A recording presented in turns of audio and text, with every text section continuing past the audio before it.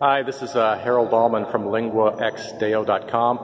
I want to tell you a story about something that happened to me when I was in my 20s. That's quite a while ago. In 1981, I got hired by a company in Canada called Olivetti Canada, and they were a subsidiary of Olivetti that was based in Italy, and it was a company that made office equipment and teller terminal systems. So in Canada, we sold their new teller terminal system to the Bank of Montreal, and the Bank of Montreal wanted the application developed in Z8000 assembly code, which was the native processor on that teller terminal system. The Italians had decided to develop all of their new applications in Limo, which was the old assembly language running on their old hardware, and they wrote an emulator so that the old code could run on the new bank teller terminal system. So that wasn't going to sell in Canada, so that's why we had to do that. So Olivetti also had a branch office in Manhattan, and they had another one in Dallas, Texas. And the office in Dallas, Texas sold the system to a Buffalo Savings Bank. So they needed some technical assistance from the development team in Toronto, Canada, to get that system running in Dallas, Texas. So I and a group of other individuals from Toronto made regular trips down to Dallas to help them develop their system for Buffalo Savings Bank.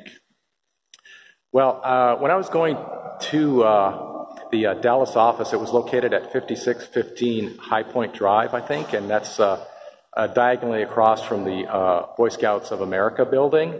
And there was a large atrium on the ground floor, and there was an elevator shaft in the center where the elevators were. One day, I got into the elevator and was going up, and there was a guy delivering packages from, I think, Bank Tech, another local Dallas company, and his name was Harold.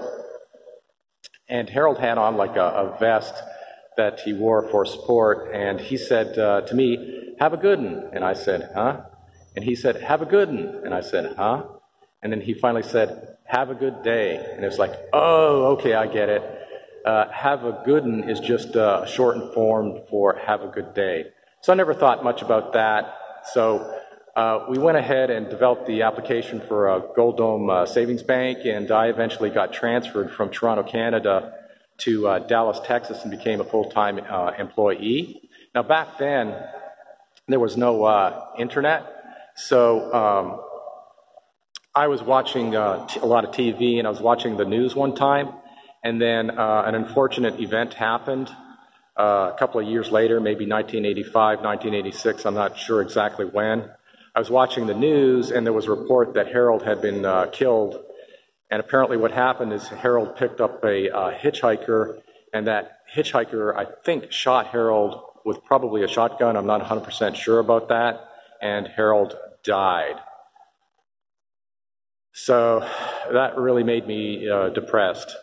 So two things to learn from that are that, number one, there's a saying, from the moment you take your first breath, you're eligible to die. Don't count on living any number of fixed days. You could be 20, 30, 40. You don't know when you're going to go. You could be taken out by a heart attack or something unfortunate like that when you're young. You just don't know. The other thing that really affected me was every time I got into an elevator and somebody said, "Have a good day," that would bring back memories of Harold's death. So it really made me depressed. And that just went on for years and years and years and years. And then eventually I ended up working for American Airlines, and they have an atrium and an elevator shaft in the atrium. And then one day I was going up, and there was a black guy, and he said, "Have a good day." And it just like, that was just creepy. It made me really depressed. It made me think of Harold again. So I just wanted to share this story with you. And when I say take care, I really mean it, because I don't know how long I'm going to be around or how long you are going to be around. So if you like this video, please subscribe to the channel, and take care, and I'll see you in the next video.